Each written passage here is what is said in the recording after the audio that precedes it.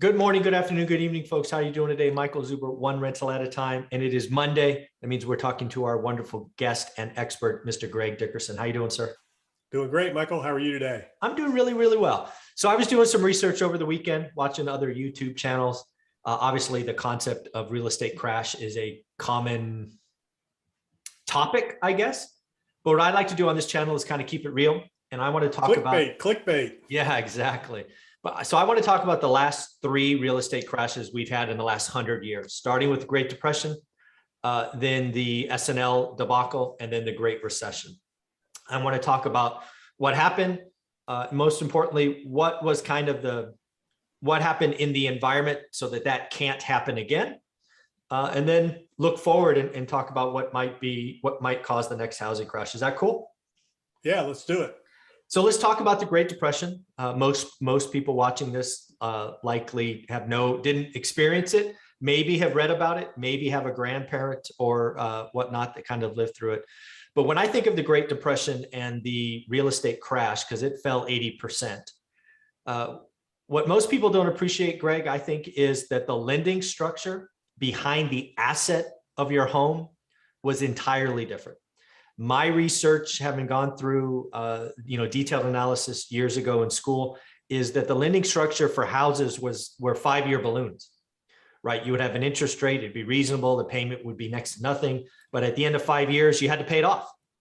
And it's obviously very different today. So when you think about Great Depression and the housing crash of that time frame, what do you think? What do you remember? Or yeah, what do you think? Yeah.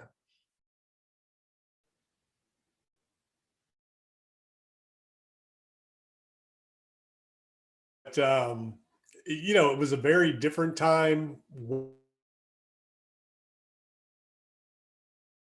Since the results of that are very different than anything we've seen since. And, I think what the Fed and Treasury have done and are doing now since 2009 moving forward, the argument is if they'd have done some of that, if not all of that back in the Great Depression, we wouldn't have had a Great Depression.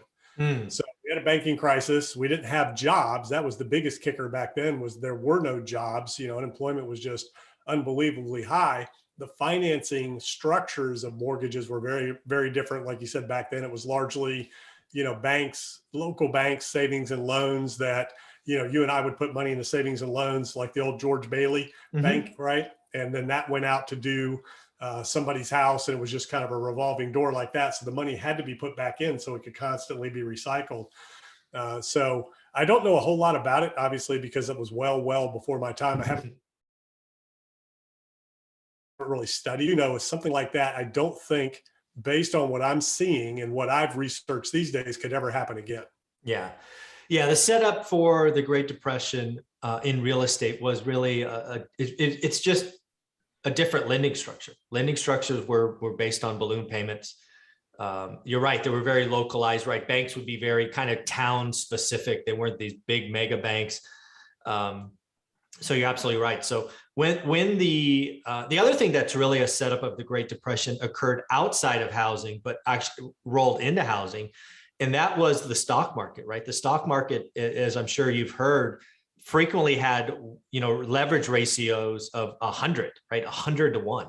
And that's the old joke about the shoe shine boy being a stock market picker. And it worked until it didn't. And then when people had to delever or get margin called, they had to sell everything, right? They were, to cover the margin call, and that just caused banks to collapse and other things to collapse. So there was unbelievable leverage in a financial system in an environment with I consider 5 years short-term debt, at least in my opinion, right? Because I live in a world of 30-year debt. So all of that, over leverage, bad debt structure, you kind of got what we got. Is that kind of fair? Yeah. And, an isolated economy. We weren't a global economy at scale like we are now. So, the United States was largely isolated during that whole event. And again, if the Fed would have instituted a QE program back then, like they've done here in the last, 10 years to 12 years, probably wouldn't happen. We probably could have avoided the whole thing altogether. And that was the argument for everybody stepping in, the government stepping in 2008 and 9, because if they hadn't, well, then you probably could have seen a global depression. It would have Yeah. taken down the financial system globally. Yeah, for sure. So again, when I think about the Great Depression and why that setup won't happen again, the debt structure is different now. 30-year fixed is the dominant mortgage. You have a bigger financial system. It's not local banks where if you get a bank run, it kind of all explodes. You do have a lot less leverage in the stock market. It's no longer 100 to 1. It might be 10 to 1.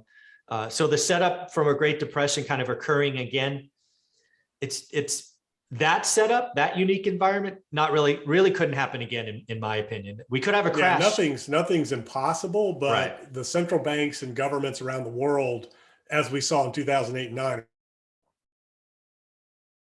are not going to let that. Yeah. So now let's go to what's often called the savings and loan crisis. That is an environment. I was a teenager, I believe, in that environment. So I remember hearing about it, but after doing a lot of research on it, there was actually something that occurred in the tax code that really caused a wave of selling. And what I remember from that environment was there was a lot of rich or well-to-do folks that were buying investment real estate to have losses because their losses at the time would go against ordinary income. So real estate investing became a form of tax shelter for doctors and dentists and lawyers and the folks that were well-to-do in that environment. And when the government took that away and limited losses against ordinary income, the value of those assets fell off a cliff, and the people lending in that environment, which were really savings and loans, couldn't get out of the way. Is that kind of a fair summary? Yeah, it was a banking crisis. The Great Depression was, at the end of the day, you had the run on the bank. So that was a banking crisis in a literal sense where people were pulling their money out of banks. The stock market was crashing. The savings and loan crisis was a banking failure of savings and loans, where the federal government had to step in and start taking them over because they were failing. And again, it was similar to the 2009 in the sense of easy credit. So that was a lot of what happened. There were overvalued assets, easy credit, overly speculative investments like you're talking about that went bad. So that was the root of the savings and loan crisis. And then, 2008, 9, we obviously didn't learn our lessons from then because it happened all over again. Very different world of easy credit, but very similar in terms of the speculative behavior that we saw in the savings and loan crisis. Yeah. When I look at the savings and loan, I see it. I see what you see, but I see it being very different, right? Basically, what I see is the rules of the game changed, right? There were a set of individuals that were operating under one set of tax rules. You can argue whether they were right or wrong. I don't make that argument. They could have been horrible, but that's where they were the rules. And thus they overpaid. Like you said, they got speculative. They built up assets to, frankly, stupid levels. And then when the rules of the game changed, those assets were suddenly worth a lot less. And they were like, nope, don't want this. Give it back to the bank. Then you had, the savings and loans who had dominated that lending structure. They just couldn't get out of the way. And there are a lot of similarities. But I think the thing that pricked the bubble was a tax change or the rules of the road changed. Yeah, interesting. I haven't really studied that at scale either because I was younger. I wasn't in the business at that time. I don't even know what time frame was that. I think it was 83 to 85. Yeah, so I was in the military, traveling the world, excuse me, and I didn't even own any real estate at that point. Yeah, it's something I've definitely gone back and looked at it, and really what it was in context again is the well-to-do. Again, it's everything I've always read talked about doctors and dentists, and I'm sure lawyers and others were involved. But basically, builders too, because a lot of my friend area during that time period, they said it was they said, business it shut off like a faucet. The real estate market tanked overnight. It was like somebody helping investing experienced what we all experienced in 2009 when the same thing happened, because they would caution me because I was very bullish. In my early career, I was just young, dumb. I hadn't studied any of that, didn't think anything like that could happen, didn't think anything would change. And, I was just opportunistic and as optimistic as possible. And going into 2008 and 9, I had a rude awakening. Yeah.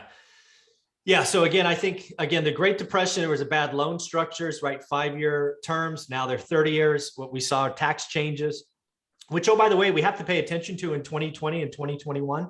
There's talk of 1031, there's talk of depreciation, all this other stuff around us. So realize, just like the S&L crisis, if there's meaningful tax changes to how real estate investing is treated, it could have a surprise negative impact, just like the S&L crisis. So now let's go to the one that we both experienced, the Great Recession.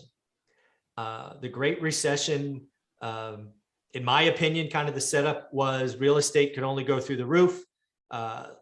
Banks, or actually I'll start with Wall Street. Wall Street realized that they could create CD, or basically loan packages or bonds out of thousands of homes, and they can build tranches, CDOs, and all of that, a la The Big Short. And then banks got aggressive, and then speculators got stupid, and it was just a toxic soup of over leverage and bad debt and lots of things that ultimately had to explode. What do you think?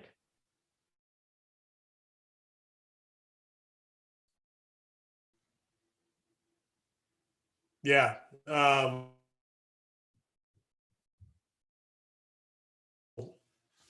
Lead into this, but you're really fuzzy too. So I don't know what's going on. But anyways, yeah, I mean, it was the subprime lending that created that bubble, and it was the rehypothecation of all of those mortgage-backed securities, and that were levered up over and over and over, where the whole system was levered up probably 1,000 to 1 at the end of the day. That was a huge, it was a banking crisis. It was a subprime lending crisis. And it was leveraging the system systemically throughout the world. It was a global thing, way different than anything we'd experienced before, because of the way that it was rehypothecated and leveraged up through those derivatives. Yeah, the whole system there for a couple of years got wacky. It was greed upon greed upon greed. And really it had to pop, because that appreciation that last couple of years was all fake. And really what exploded in my research is, we were doing about 50% adjustable rate mortgages, which is kind of funny when you think back to the Great Depression. What did we talk about? Well, it was the debt structure, and we had debt structure that you had to refinance or pay off. And the thinking in 2004, 5, and 6 was, don't worry, housing goes up, you'll just refi to a lower rate. It has a lot of similarities to the Great Depression. And that's the beauty of today, is like 98% of mortgages are fixed rate, 30-year term.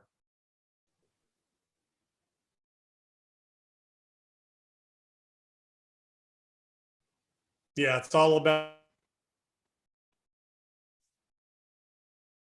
keeps the world going round.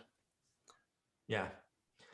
Yeah, so I don't see the setup today like the Great Depression. Like, I don't see any tax changes right now like the S&L crisis. I don't see bad lending like we saw in the Great Recession. Like, lending is hard today for folks. You got to have good debt to income. You have to have good credit, all of those things. So I don't see anything set up that would be like the last 3 housing crashes.